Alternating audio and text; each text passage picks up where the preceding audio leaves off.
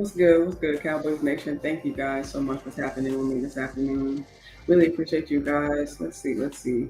Hey, Jameson Taylor, what's up, fam? How you doing? Thank you guys for joining me.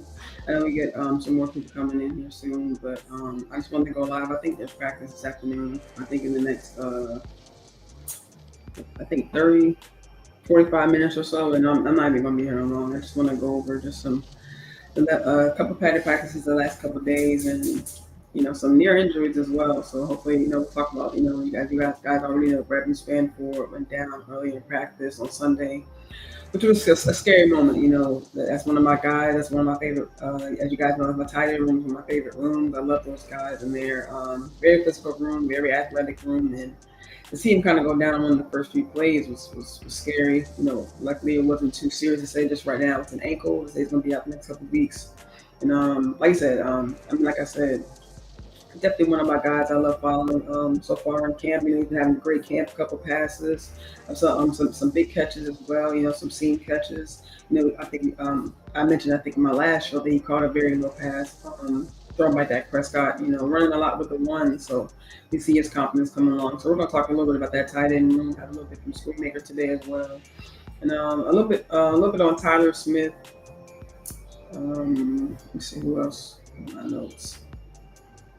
Oh, Jonathan Mingo as well. I saw his interview come out as well. We're going to talk a little bit about him as well. But just first and foremost, make sure you guys hit the like button, hit the share button, subscribe as well if you guys aren't yet. Just help me kind of get my show out there, throw it out there into the algorithm, let people know I'm live, and talk about this Cowboys content. We already know camp is going on. Make sure you guys circle back this evening. I'm going to be going live with my girl Star for Star Chases this evening. Excuse me, my voice for you guys. But yeah, we're going to be going live this evening. Definitely going to be talking about the practice that's going to be held in less than an hour. So make sure you guys come back around for that. But yeah, we're going to talk about some of these injuries. It wasn't just Brevin Spanford. As we know, it was a major scare the last couple of days. Tyler Guyton went down for a brief amount of time. They said he had to be helped to the locker room, and it was a scare. They said it was a scare that they were afraid that he tore his ACL, but luckily it was still intact. So they say he's going to be out the next 4 to 6 weeks. Hopefully not too much longer than that, but I definitely want them to give him enough time to come back, because it doesn't make sense to rush back. First of all, because this is the second year. Last year he missed some time due to injury as well, or just be out due to sickness, or due to illness. So it definitely kind of sucks, especially with players like Tyler Smith. The coach, Coach Schottenheimer, giving him props for having a great camp so far, and to see him kind of go down this early as well. So on one hand, it can be kind of good for these guys to go down, if you will, early, but of course, you don't want them to see them go down at all. So hopefully he can come back healthy as well. Hopefully they don't rush him, but I'm sure as you guys have seen, just over the last 24 hours or so, they've been putting out names like Nate Thomas, Austin Richards, kind of stepped into that left tackle spot, which, Nate Thomas is a guy that me and Star talked about, but also a guy, I've just been kind of wondering, kind of put in the back burner, kind of in the background, but just from what I've seen, just from some of the clips from camp, he seemed to really, taking a step. And I tweeted out earlier, I think yesterday or the day before, that he's really taking a step in his development. I thought they were going to, they had him at guard at first, so to see him kind of make the shift to tackle, it was very interesting. But he looks like a fridge out there. Very tall guy, very. I wouldn't say athletic, but he can definitely move at the line of scrimmage. Make. We saw him make those lanes for, I believe, Miles Sanders when he was taking some reps with the first group, and also Deuce Vaughn when they were taking. I think he was taking some reps with the second or third team, whichever. But he was able to run behind Nate Thomas, run behind T.J. Bass, Brock Hoffman as well, and it's just to see his development. I think he also suffered an injury as well, and I'm not sure what the injury was. But last year, they kind of kept it under wraps a lot. But to see his name number one come to the forefront, being thrown out by Will McClay, Schottenheimer, the head coach, I think that can be a vote of confidence for him to also kind of take up that spot and come to that position, because we know that's the quarterback's blind side. It has to be protected at all costs. So we need a very strong really a stable guy at that position. And even also Richard, he took some reps last year in camp as well. I think when they had the joint practice against the Rams, and I don't know if he did the greatest, but they said he had some decent reps out there. So I think that'd be interesting to see what kind of competition him and Nate Thomas can have. Both being still young guys, and I mean, Guyton being a young guy as well. It's interesting just the rotation we have right now at that spot. But I'm glad that of course they have some in-house options, but we'll see just how long, or just how long they'll take a look at those options and just how reliable those guys can be. Let me see next on my list. Also another injury during camp, Deuce Vaughn and both Wanya and Thomas as well. Both going through some hamstring injuries right now. Very unfortunate. As I just mentioned a couple seconds ago, Deuce Vaughn was definitely running tough in camp. We saw him taking a lot of snaps. Showing his burst. His quickness. I said on our show last week, me and Star, that is you can kind of tell he took the offseason serious. You can kind of see didn't bulk up too much, but just kind of growing into his weight, what I'm saying, using his body only how he knows how to, and just that shiftiness that we kind of know him for, and some things he kind of shown in previous preseasons. Hopefully we'll be able to see him come out. I'm not sure how serious the injury is, but it certainly is not as bad as last year, the injury that he dealt with in camp last season, but I don't know. It just, for guys like a Deuce Vaughn, and even further down the list, Kalen Carson, right now he's going through his knee, a knee injury, and he's just coming back from a shoulder. So just these guys that are kind of, further down on the list as far as the depth chart, it kind of sucks because, these are the guys we're looking forward to take a leap this year, if they could, Of course, we know earlier in camp, Paris Campbell went down with a lower leg injury. George Pickens, he went down with a cramp. It wasn't anything too serious, but that was one of the first scares of camp. So it's just in general, looking at some of these guys who have gone down so far. Brevin Spanford looking to kind of go into that tight end 2 spot. Tyler Guyton, Wanya Thomas, guys who were looking to, like I said, make a jump this year, potentially be starters. They were giving Wanya Thomas, and he was another option at that defensive back position. They were giving him some snaps at the nickel spot, and also outside playing boundary. And we know as he plays as a free safety, he had an interception in camp, so we know that he has a lot of range in the back of that field. So to see him kind of go through another injury, it sucks. I see him as kind of like a firecracker to that team. He added some spark to the special teams the last couple of years. He had he helped out with the field goal. The field goal block against the Giants for first game out the season. It was a huge, got that huge block and was able to, kind of be a big part of that execution on the play. So, he brings a lot. They give him chances at taking punt returns in practice. I saw at camp last year, and then now they're giving him snaps at safety as well as DB. They believe in him, obviously, and they think that he can have some kind of impact on the defense, and obviously he can. He's making plays in camp as well too. So hopefully he can come back healthy. There's been questions about this, this training staff, right? And hopefully we don't see any more guys go down, knock on wood, right? But maybe this is a reason why Micah Parsons or even Trevin Diggs had decided not to be here in the building to train with these guys, right? They were questions about, even last year. I believe the Cowboys players themselves voted. I believe my girl Star said. They gave it a D. I think gave this training staff a D as far as keeping these guys healthy, and they're very limited. It's just crazy that. Oh, what's good, Botch? How you doing? Thank you for joining. Appreciate you, and shout out to Jamie D-Boy as well. Really appreciate you guys coming in. So I hope I see everything you're doing out there, Botch. Man, you really. I saw you just hit 100K. Man, you really take it to the next level. I love what you bring to. We already know the YouTube side of Botch, but just kind of see what you're bringing to, we see you on the radio show, what I'm saying? Hey, JC Cowboy Number as well. What's good, fam? Good to see you. But yeah, Botch, I really love what you're doing. You're really taking everything to the next level, man, for real. We already know that you're star chasers, but maybe one time I can get you, on my show, on the individual vibe, what I'm saying? Kind of vibe back and forth. But I really love what you're doing, man. You're rocking out there. You're really bringing and Brian Bars as well. Now I really catch a lot of you guys' show. I love the information that you guys give. I saw, some episodes you guys talked about the defense. I got to catch up on you guys' most recent show about Brevin Spanford. Although he has gone down, I'm definitely with you guys. He's definitely not going anywhere, and I love the pressure that he's been kind of putting on this tight end room. thank goodness it's only a couple of weeks that he's supposed to be gone. But I love Brevin Spanford. I was talking about it last year with him and John Stevens Jr. I kind of talk about both of those guys. I kind of feel the same way this year that it's such a gut punch to see him go down this early.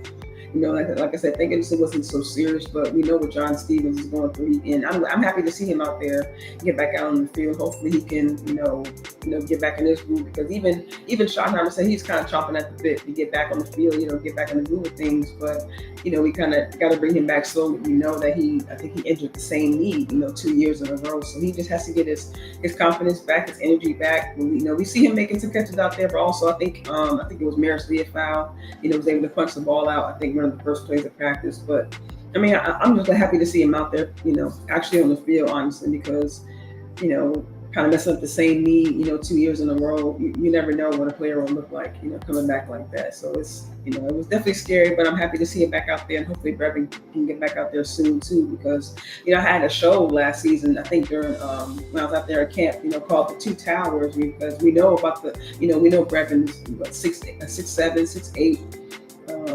John Stevens Jr. I gotta look up his height. I gotta bring it up, but around 6'3" at least, I believe. At least. So with these guys being able to high point the ball, they're both very physical. With their catch radius. At the actual catching point of the ball. They're physical. They can fight off defenders. We saw just a couple of days ago John Stevens Jr. Even I don't know if it was Keemon Hall. I forget it. There was a DB pretty much draped on his back, and he was able to catch the ball even still. So if we can get these guys ranked back up and they can just kind of bring their energy to the field, not just along with these receivers, we have a deep receiver room, but we can have a deep tight end room as well. Still seeing some angst in Cowboys Nation about the extension of Jake Ferguson, but I'm a huge fan of Jake Ferguson. I think he can have potentially another 2023 year, but having him, Brevin Spanford hoping to come back soon, but also Schoonmaker as well. I'm gonna play a couple of clips from him. I'm not gonna say excellent. I haven't seen everything totally from him, as far as what he's done, but they said he's having a good camp. He's moving well. He's been able to have a healthy camp. And that means being able to be around the team, being able to learn the plays, not having to work off alone to the side, and rehabbing and things like that. So, and not just being with the team, but also being with the tight end room itself. He spoke a lot in his interview about having a lot of respect for a lot of the guys in the room, and Lou Wells as well. He spoke very highly of him. He said he's a very authentic coach. He loves his players personally, but also professionally as well, because you can see that Lou Wells has kind of built that individual, relationship with each one of his tight ends. So I'm going to go ahead and bring up some clips, actually. Just from some clips from camp, first of all, and then some interviews that these guys gave. This is past couple of days, not a lot, just kind of a clip from each guy, and then just kind of speak on, kind of off season they've had, and just their confidence kind of building. And also Kelvin as well. Thank you for joining me. Appreciate you. If you guys come in, make sure you guys hit the like button, hit the share button. I see a lot, some people coming in, so make sure you guys just do that for me. I would appreciate it. And actually, let me add in. I think it's a chance to add these clips in.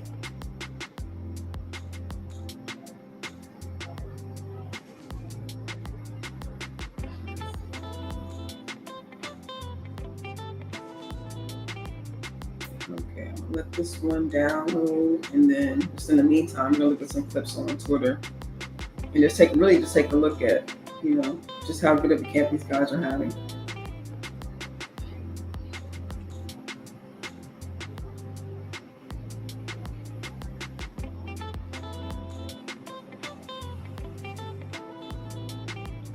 All right, so speaking of Spoonie,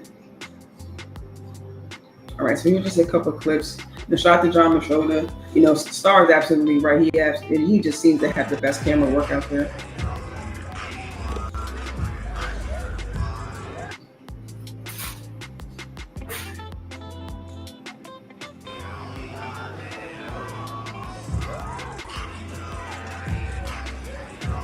You can see Skill come across the middle.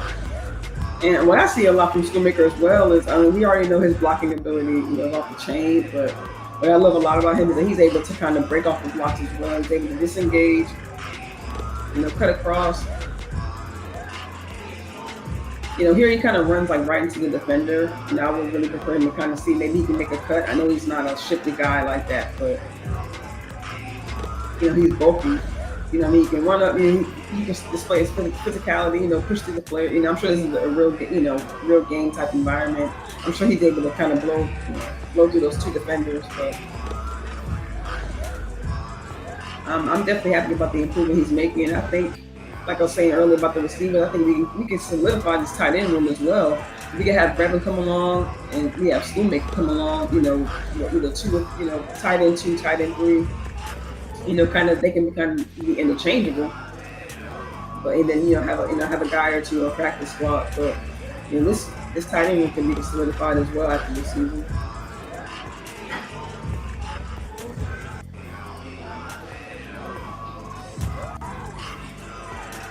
Another one, Luke.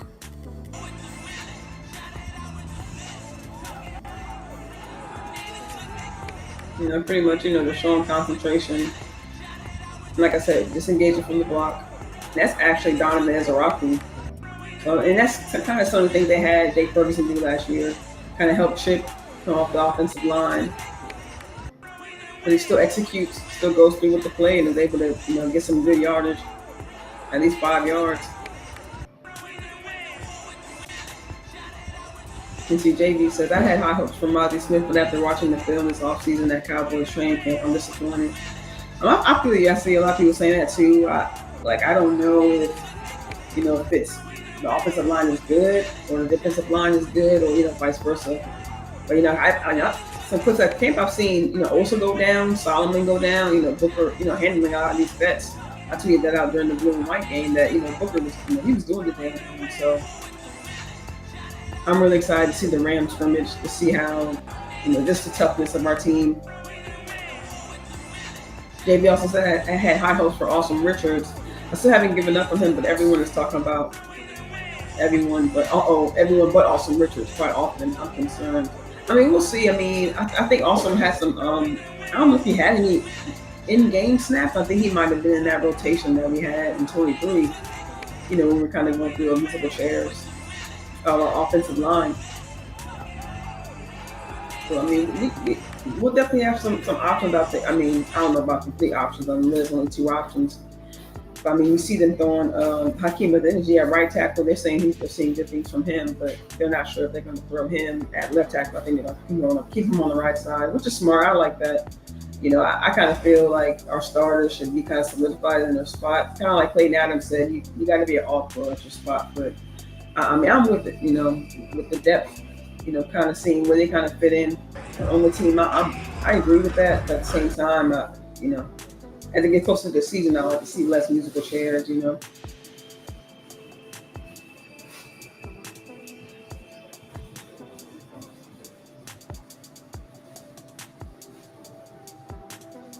Okay, so I have the clip ready for you guys.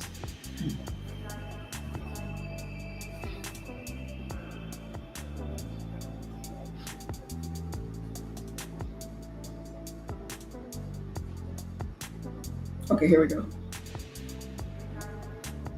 I talked to him actually quite a bit during this off season. All right, so that's Tyler Smith, but we're gonna do Schoolmaker first. So we're already kind of talking about him. Yeah, that's. Switch my mind over this offense instead of that right there. I think a little bit. So this in Carolina, he worked. In Carolina, he worked on shots, so they had similar switch my mind over this offense. Health wise, I think a little bit of both offense instead of that. And it was Patrick and O.C. Walker who asked him about, what does he think? I think a little bit of both. This offseason, I definitely think was my greatest, just health-wise, moving around really well.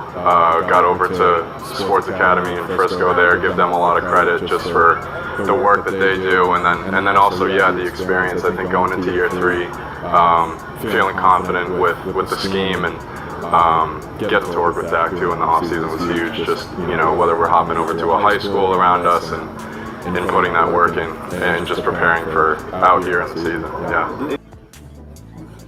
Yeah, so I mean, as you guys just heard Scooby talking about, he spent some time with Dak in the offseason as well. I think he went on that group trip that all the skill players went on, but he also, like you say, he spent some other off time with Dak. They would hit at high schools, do some extra work, kind of put that time in. And it seemed like when a lot of players speak about, in the offseason, when they kind of take a jump or, they want to improve in their game, they kind of, hit up Dak. That was something that Brandon Cook kind of said a couple of years ago when he first got in here, saying, hey, if you want to spend extra time with the quarterback, you got to make that time. You got to be forceful in that relationship and, say, hey, man, like, he spent his time with me. Can you go over this with me? I want some help with this. I want some pointers with that.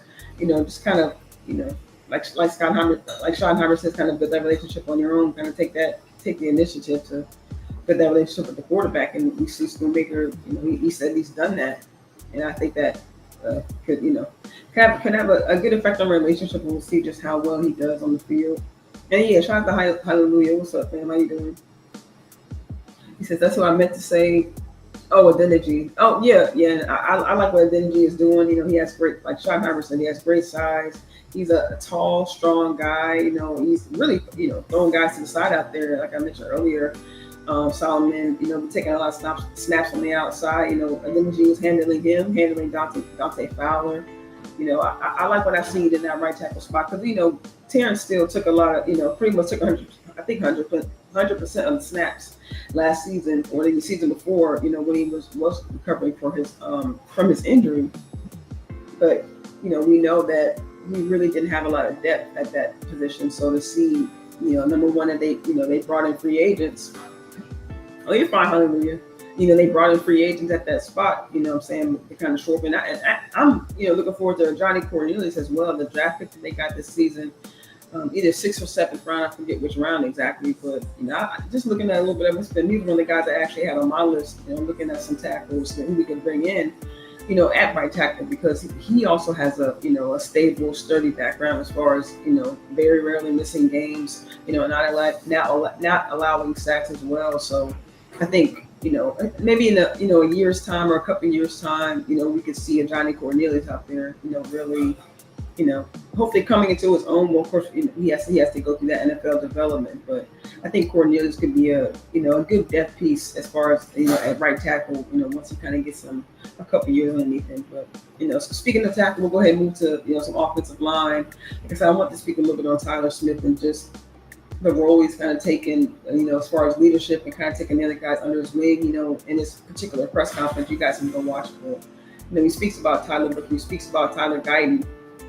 And he speaks about himself as well. That's also what I like about Tyler Smith. He's not just not afraid to speak highly of his teammates or the other offensive linemen, but also he speaks about things that he has to improve on himself. It's not just about I'm the new leader.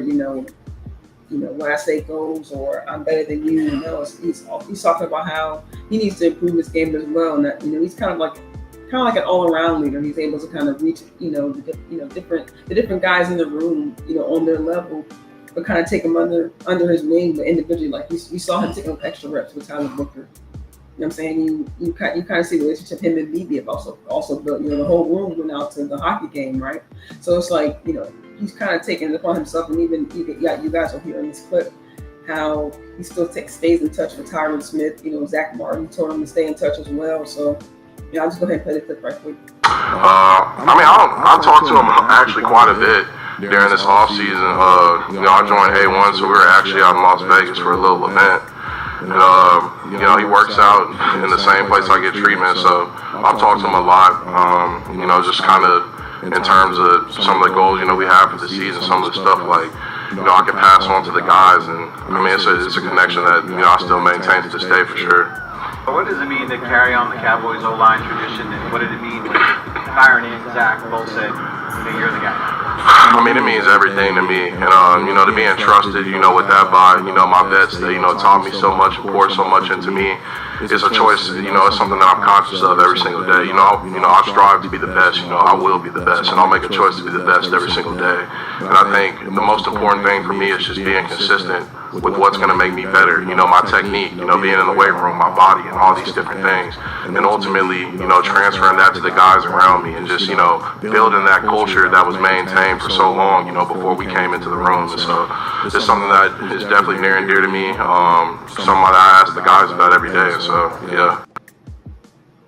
You can tell he just not just is thrilled with taking that on his shoulders, but he also respect. You can see just how much he respects that legacy of the Cowboys offensive line, right? It just like you say, he communicates with Tyron, and he even brings Tyron's messages back to the line and says, hey, this is what I got from him. A former Hall of Famer, number one, finally getting, in my opinion, finally getting his due from the Cowboys, and when they bring him in through the Legends community, we saw the pictures of him, working with Tyler Guyton. We hear about him still have a relationship with Tyler Smith, and I think it's amazing. I think, he was kind of thrown into the fire as well when he first got here, Tyler Smith. So to see where he kind of came from when he first entered, into the Cowboys locker room, to see where he is now, kind of taking these guys underneath his wing, I think it's amazing to kind of see the development of some of these players. Like we're talking about with CD, his maturation from, first coming in, being the young, literally all guys on me. I need to do that, every now and then acting out. But now we see him taking George Pickens under his wing, speaking to the other receivers in the room, showing his leadership skills, in his own way. It's, like I said, it's great to see the progression of these players from when they first come in to kind of to now to, see how they've grown. And even Tyler Smith, another thing he kind of mentions in that interview is that he watches his own practice film. He watches his film in an attempt to improve an aspect of his game daily. I think he's really taking on that legacy of carrying the offensive line. I think he's taking it very well. And, not just him, Terrence Steele is also a better on that line as well. I think he's been here, going on his fourth, going on his fifth year. They just, as they extended him, as Jerry kind of reminded us, but, even going through his own injury right now, we still see him out there at practice, still showing up. Although he was participating in individual drills, although he didn't do team drills, but still see him out there taking snaps, taking reps. I think that shows leadership in his own right as well. He can easily be on the rehab side. You know what I mean? So I just think it's to see the offensive line kind of gravitate towards each other, and they're all very young. You know what I'm saying? And to see them kind of take on that brotherhood with each other. And then they hopefully, like Tyler said, their motto is 5 is 1. So, Shadi pretty much said we go as the offensive line goes. So, if they can kind of gel and get on the same page, this offense could go very far. And then, speaking of offense, just another offensive weapon that they, of course, we know that they traded for Jonathan Mingo. They got for a 4th round pick last season. I just want to kind of quickly go over his interview before we get out of here, you guys, just because it's been almost a whole entire year, and we rarely even heard anything from Jonathan Mingo. I really didn't even know almost halfway what he looked like, what he sounded like, So when I saw his interview pop up, I was like, okay, finally we got to, I see that, and I kind of see that a lot in the comments too when I, go to YouTube. That we kind of see the same guys over and over as far as interviews, but.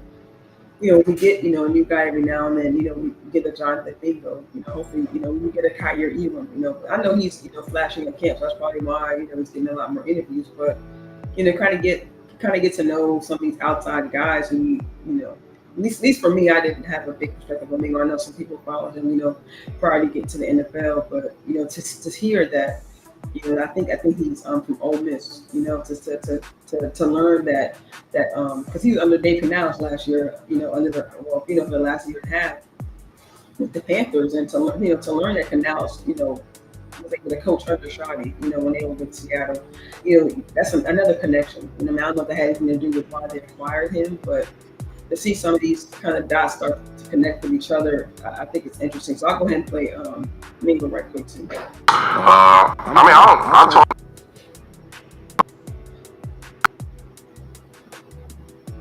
Ask the guys about it. In Carolina, he worked on the shot. My biggest process was somebody I asked. Also, it's Patrick No C Walker who's at the moment questioning Mingo and how it was transitioning from one offense at another organization to the Cowboys' present offense at that Ask the time. guys about every day. So yeah. I think my biggest process was that my OC and now my head coach in Carolina, he worked on the Shotty, so they had similar type plays. It was kind of easy now because Shotty didn't have he wasn't calling plays last year, but they got a lot of similarity. But the problem with last year, a lot of play calls and formations were something different in Carolina. So even you see hearing the formation call this week, or a year and a half straight, you trying to get that out of your head, you get that same formation call a week later, it's kind of hard. So you're just trying to get, you know what I'm saying? You're just trying to get used to it, like switching my mind over to this offense instead of that offense right there. So Yeah, so like pretty much like you said, of course, as we know, when the player gets acquired through the trade deadline, or they come in mid-season, or even when they're when required free agents and they come to a new team, it can be difficult to try to transition and learn the new lingo, or even though like you said, it's a little bit easier because Schottenheimer's here still, for second year in a row, at least for him, for his development. It can be difficult to learn, new terminology coming in. So, like you said, and I'm sure, like at that time coming in mid-season, you had the whole, running back issue going on. Who's going to be the primary running back? There's maybe, not trying to get CD on the same page, but trying to get other receivers involved. Jake Ferguson missing some games as well. So it was just, and that's part of the reason why we had to acquire another target. But it just, like I said, it just kind of sucked that we couldn't see really what Mingo could Mingo could really, contribute to the team. So we finally never was to give an interview. And then, of course, also we, I started to learn not a ton about him, but learn a little bit of how he's able to kind of adjust. Now he has a full off season under his belt. There's actually also another clip I want to bring up from Adam Thielen. He kind of speaks about how he was playing with Mingo and just, kind of his personality and how it was, just kind of describing the type of player that he is. Let's see if I can bring it up there.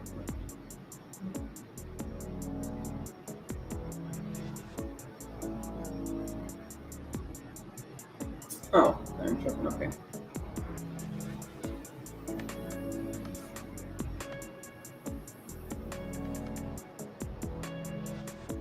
All right, here we go, guys. Yeah, just a quick minute clip, and Adam Thielen was talking about, just how it was with the I'm kind of Mingo. curious for anything you can tell people about Mingo as he gets to, have a chance to play a full season with the Cowboys. Obviously got traded, at the deadline last year. Yeah, I mean, I'd say the last 2 years gone through a lot of adversity, a lot of different coaches, different offenses, a lot going on. I will say that I think he's got a lot of potential. He's a great kid, hard worker, great locker room guy. He's going to do all the right things. If you tell him to do X, he's going to do X. That's just the type of person he is. And just a ton of talent. Can run, can jump. He's strong. He's big.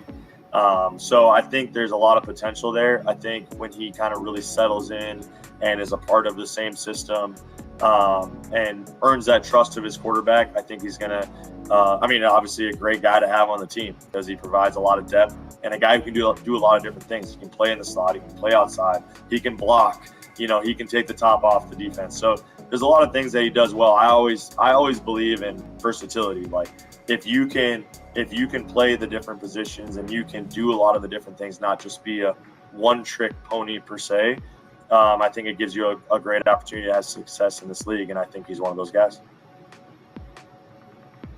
Yeah, so you just heard Thielen talk about how, just how expansive, Mingo's role can be for the Cowboys. And we said that, he's good in the run game, the pass game. Mingo kind of echoed the same sentiments in his interview. If you guys go watch the whole thing, he said that's what he wants to do. He wants to be anything the Cowboys need him to be. He said he wants to show that he can be effective in the run game, in the pass game. You feel me? Like he wants to be able to, let's say he's out there blocking as well. And then we'll bring up some clips too of how Mingo's been playing in camp. I don't think he dropped the ball yet. I think, and even fighting through some of the defenders, like I spoke earlier about John Stevens, I think it was Kalen Carson. I think it was draped all over Mingo. He was able to still catch the ball and go upfield, and even drew a defensive holding penalty. So, like I mentioned earlier, just this being the first time me being able to hear him speak about a little bit about his background and being on the team.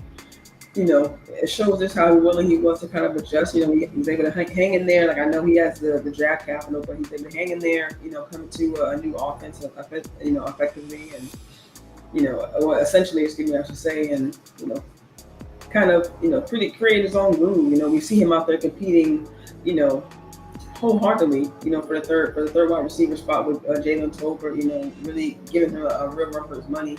And even this past practice, Tolbert had kind of a shaky practice. So, with some of these plays that Mingo was making, you can see how he could stand out. You know what I mean? I think, guys like Turpin, they're standing, he's standing out on his own. Of course, we know about Pickens, CD, guys like that. And even Mingo mentioned in his interview, like, hey, like I'm competing against them too. It's not just me and, maybe the rest of the guys, but I'm competing against them too. It's everybody in the competition. But at the same time, he kind of, he's asked about how they can be a great move for Dak Prescott. He said that, hey, everyone can kind of contribute their own thing, but also at the same time, and these guys stay ready to kind of help Dak, any way possible. So I think it's great that, the wide receivers do have a great relationship with each other, but they also know the main goal is to be there and make sure that they're ready at any moment, for Dak.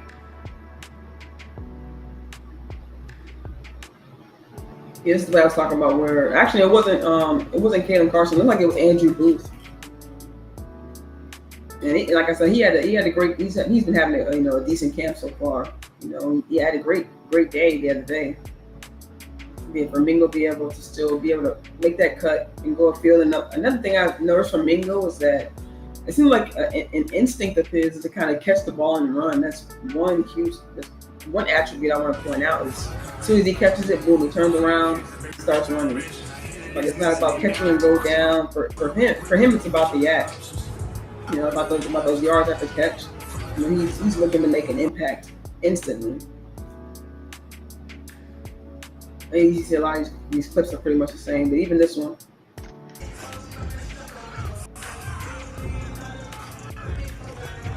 You see the defense, punch at the ball, but you see him running full speed, fully committing to the play and playing through the echoes of the whistle.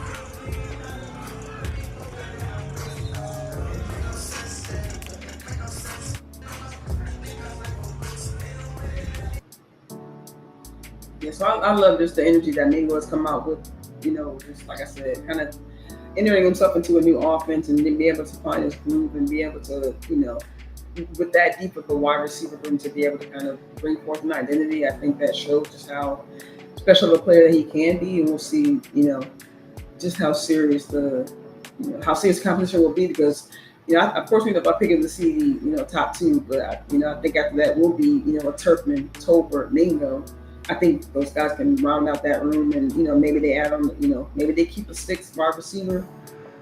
Flournoy, Brooks, they just cut Kelvin Harmon, which I'm kind of bummed about. I liked his I like this attribute. I like this physicality. I think he's a tall receiver. We saw him make a diving catch, in camp this year, and I don't think he was given a fair shot in preseason last year. But I don't know if the Cowboys really treasure, tall physical receivers, letting someone of his stature go. But I understand, a lot of these guys have been here for a while, and I understand that room is really deep. It's like, man, like, I really like the stature, but like I say, guys like Brooks, Flournoy, they're gonna be fighting for that last wide receiver spot, and then, we'll definitely see a couple guys go on practice squad. Yeah, I was gonna bring up some of these pictures just to kind of show some of the work that these guys have put in the offseason. Like this is Brevin Spanford. I don't know if you guys follow him. He hasn't posted a ton, but he posts just a little bit every now and then. Lunda Wells be posting his tight ends as well. But you see him some of the offseason work he's been putting in. Hopefully, I'm sure it's going to continue behind the scenes, but as far as rehab, and then continue once he does get back to the team. We see that he's taken these past couple of years serious. He was the only undrafted player to make the team last season, and to come this far to potentially be going for the tight end 2 position, I think that speaks a lot about him as well and his work ethic. And I know the tight end room has kind of been like an open competition. I know we've had, after Schultz left, we had guys like Hendershot, to come in and then leave. They decided not to keep Schultz. You see Ferg, he just got paid, but Schoonmaker they drafted, and we weren't sure about him. So just we've had a lot of, I'm not gonna say turnover, but we've had a lot of ups and downs, a lot of ifs, not when. A lot of if this guy can be better, not when he'll be better. So like I said, I'm proud of seeing Schoonmaker, proud of seeing Brevin Spanford kind of improve this offseason because we need we need a solidified tight end room. I mean, quickly just before we do get out, I don't know if you guys, remember years back when we had, Jeff Swain, while having a Dalton Schultz, and then as Jake Ferguson was coming along. I don't know if we had those guys at the same time, but a solidified tight end room not only gives you different options, not as receiving wise, but I think a solidified tight end room could be huge because, like I said, with all these guys and their physical abilities, like Ravens fan 4 kind of said in one of the interviews, like sometimes tight ends can do, be more physical than a wide receiver. You know what I'm saying? So sometimes you need a variety of tight ends. Even Ravens, they got an Isaiah Likely, on top of a Mark Andrews. You know what I'm saying? So it's I just love seeing when teams kind of double down that tight end spot. Even the Lions, although they have Laporta, I don't know if they brought in a second tight end, but to have just a solidified tight end at that spot, I think, and that's why I was happy to see a Jake Ferguson sign because, like the Lions, they have several receivers, but if you have that tight end who can be that sneaky target as well, I think that that can be huge. Let me see. What's up, Jalen Battle? He says, I see a black woman talking about the Cowboys. I clicked here. Fast AF. You definitely got a new subscriber. I appreciate that. Yeah, I really do appreciate that. Appreciate you, man. Hopefully we get some more. And make sure you hit that like button. Make sure you hit that share button. Well, you already hit the subscribe button. I appreciate that. But yeah. Like I said, the tight ends, it's definitely a special room for me. But yeah, you see it. You see the highlight, JD. Like, Brevin isn't afraid to go for that ball. He's not afraid to go high, afraid to go low. I think he's made a lot of progress in this offseason, and I'm happy to see that. A lot of these young guys, not just, I know I talked a lot about offense today, but so you see some guys on the defensive side as well. Maris Leofau kind of coming into his own. I'm happy to see that.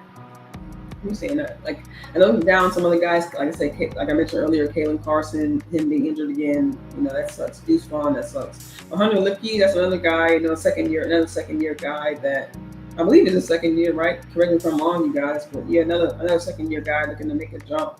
Running back, tight end, lining up a wide receiver, however they want to utilize him. It sounds like he's going to make the team. Schottenheimer mentioned him in pretty much every press conference, but. So that's another offensive weapon, what I'm saying? But a guy who can be multiple, a guy who offers, he can give you different options. So I like what I'm seeing. Like I mentioned at the top of the show before we get out here, it sucks at this, knock on wood. Hopefully this injury bug doesn't hit us too hard this year. I know last year, defensive edge, the cornerback room really took some hits. And even this year, the cornerback room is still kind of, with Kalen Carson going down, they just signed someone new from the Ravens, or from the Bears, excuse me. But I can't think of his name right now. But this DB room is really gonna may still need some help. We may still need a veteran. I don't mean it as a slight, but I'll tell you that when Andrew Booth, I'm like, I don't know if it's a good sign that Andrew Booth is, have one of the best corners right now that we have in the room. I don't like that because he was beat several times last season. So. He's at least as far in coverage. He's a solid tackler, not afraid to step up and hit. You know what I mean? I love that. And that's what Eberflus likes as well. He said he likes his cornerbacks to be able, he likes his DBs to be able to hit, to be able to be fast. But it's just that coverage aspect, man. Like and even this season, I mean, even for him, I think it's a former second round pick for him to be able to be here for a second year in a row. Another year in the system. Be able to go through these installs for a second year and be familiar with the staff and things like that. Maybe that's something that's helped him have a better year. I think he came in mid-season last year as well. I think he was traded. He was one of the guys that came in from Minnesota. So maybe it's the same for him, like it was for Mingo. Comes in mid-season, through trade, or I think he came. Actually, no, I think he came in through camp last season. I'm not sure. I can't remember right now, but.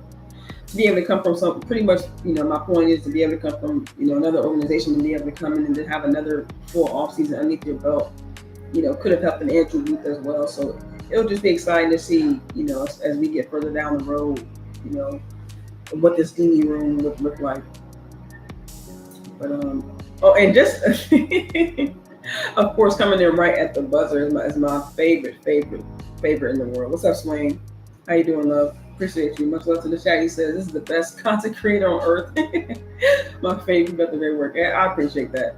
Holly says we're gonna have to make magic happen in the secondary. Man, you ain't lying about that. I mean, I was excited about them giving Wanye a chance. I think he has great speed around the line of scrimmage, but it's just like, man, like it's for him to have to go through an injury too. It just kind of sucks. It's just for our guys to be going through just tough situations like this, especially while we're already, pretty much limping at the DB spot.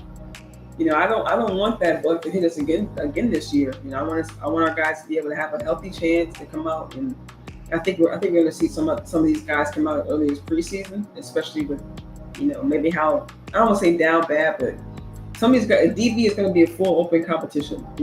I think running back, I think they're good. I don't think they're going to go out and get anybody else, but that's what I'm ready to see. The competition, kind of delve even deeper at defensive back and see who else to be able to step up. Like my guy, Keemon Hall, that was my guy in camp last season. You know what I'm saying? But for some reason, he's getting thrown in the blender. Guys are catching on him. He's not making tackles he should be making. And that was my dark. Even still now, if he can improve, it's a lot more camp to go. A lot more time to go before season starts. But it's like, man, like I really want him to step up. I think he can be at that nickel spot. If they, I like Wanye at the nickel as well. Of course, we don't. They have Izzy. But I want Wanye at his safety. I want him in some of those coverage spots back there, to kind of help out that third line of defense. But, Keemon, he can play at that nickel spot. I think he had a great preseason last season. But it's just now it's a matter of, can he keep that up? It's his second year, I think, in this install. You feel me? So it's like, hopefully he can have a jump in this preseason where we can see what he has to offer.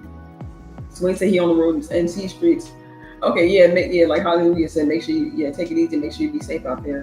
And I was actually out there, Swain, maybe about a month ago or so. I went down there for a career conference for my job down there in North Carolina, near Raleigh. So, I mean, I'm sure I drove past you at one point or something.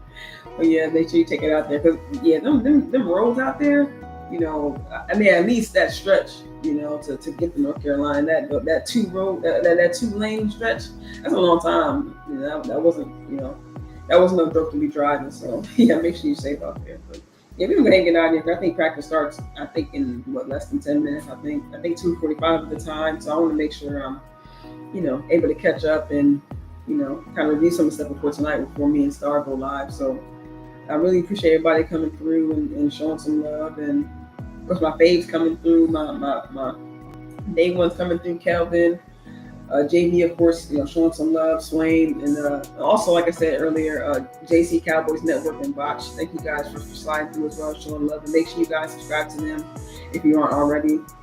And that's pretty much it. Yeah, thank you guys for your time. Like I said, come back later on this evening. Me and Star go live, and I will see you guys later.